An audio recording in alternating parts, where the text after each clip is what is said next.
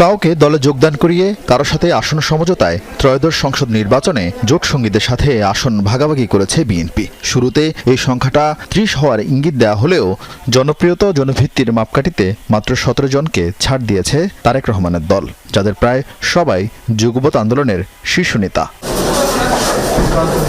জোটের বড় নেতা হলেও নির্বাচনী বৈতরণী পার হতে স্থানীয় বিএনপির নেতাকর্মীদের উপরই ভরসা রাখতে হচ্ছে তাদের, আর সেখানে বাড়ছে বিপত্তি। সমর্থনের পরিবর্তে জোট প্রার্থীদের হয়রানির অভিযোগ স্থানীয় বিএনপি নেতাকর্মীদের বিরুদ্ধে। ভুল হতে পারে, কিন্তু মূলত এর চাইতে বড় বড় ভুল আছে, সেগুলো পার হয়েছে। আর এইটার ব্যাপারে হয়েছে যে যদিও বিএনপির পক্ষ থেকে ঘোষণা করা হয়েছে যে সমঝোতার প্রার্থী হিসেবে আমি করব, কিন্তু তারা আবার নিজেদের পার্টির একজন প্রার্থী করে দিয়েছেন এবং তারা সমস্ত শক্তি মিলিয়ে পুরো জেলা সংগঠন, জেলার যত আইনজীবী, ঢাকা থেকে আইনজীবী নিয়ে গিয়ে বিরোধিতা করা হয়েছে। তার মানে তো this is a double standard pure. Bangladesh জাতীয়তাবাদী দল সমঝোতায় আরও ৪টি আসনে জমিয়তুল উলামা ইসলাম, একটি করে বিজেপি, এনডিএম, গণসংহতি আন্দোলন, নাগরিক ঐক্য সহ ৬টি দলের শীর্ষ নেতাকে সমর্থন দিয়ে ধানের শীষ প্রার্থী প্রত্যাহার হলেও স্বতন্ত্র নির্বাচন করছেন বিএনপির একাধিক নেতা। এমনকি বিএনপিতে যোগ দিয়ে ধানের শীষে নির্বাচন করা রাশেদ খান, ফরিদুজ্জামান ফরাদও স্বস্তিতে নেই। তো এটা তো অবশ্যই এটা খানিকটা অস্বস্তিকর। বিএনপি যেটা বলতে পারে যে ঢাকা ১২ আসনে বিএনপির মার্কা হচ্ছে কোদাল মার্কা।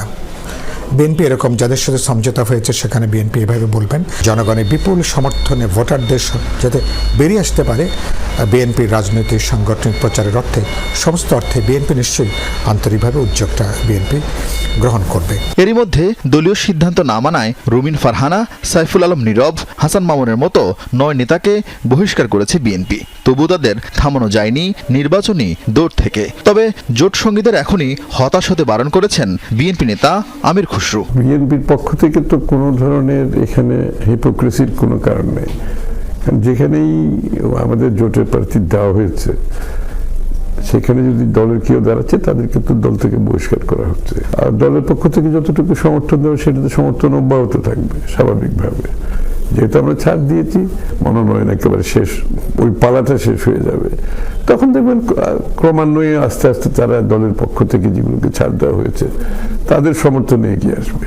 ২০ জানুয়ারি মনোনয়ন প্রত্যাহারের শেষ দিন। জোট সঙ্গীদের আশা এ সময়ের মধ্যে বিদ্রোহী প্রার্থীদের নির্বাচন থেকে সরিয়ে নেবে বিএনপি। নতুন করে আরও কিছু আসনে ছাড় দিবে জোট সঙ্গীদের। তাদের দাবি, বিএনপির পক্ষে একা নির্বাচন পরবর্তী সংকট মোকাবেলা সম্ভব নয়। আরিফিন শাকিল, যমুনা নিউজ, ঢাকা।